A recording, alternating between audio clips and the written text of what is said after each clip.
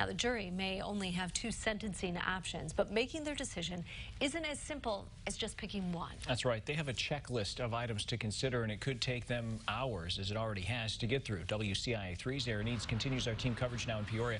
Aaron, they have what's called a weighing process.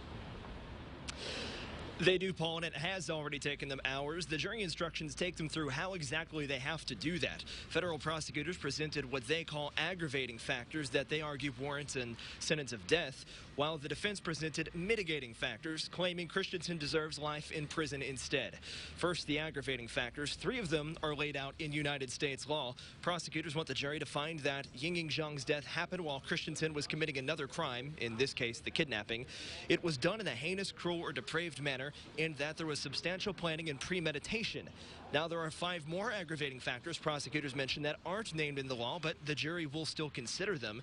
They are Yinging's vulnerability as a victim, her family's victim impact testimony, Christensen's possible future dangerousness, his lack of remorse, and his obstruction of justice through lying to the FBI and cleaning up the evidence of his crime. The prosecution wants the jury to believe those aggravating factors outweigh all of the defense's mitigating ones, and there are 49 of those. I won't name all of them, but they deal with the following: Christensen's lack of criminal history, his and his family's struggles with alcoholism and mental health, his family's love for him, the fact that he sought treatment and counseling, his good behavior in jail, and the argument that his life is valuable. The jury has to, one by one, decide which one of those factors are true and how much weight should be given to each of them. Now, if they decide those aggravating factors outweigh the mitigating ones, they still have to be unanimous to sentence Christensen to death.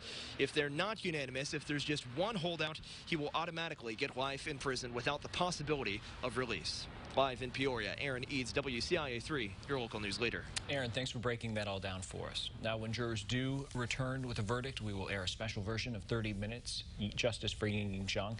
It takes a look at the case from the beginning, including Zhang's disappearance, the search for her, and how the FBI landed on Christensen as a suspect.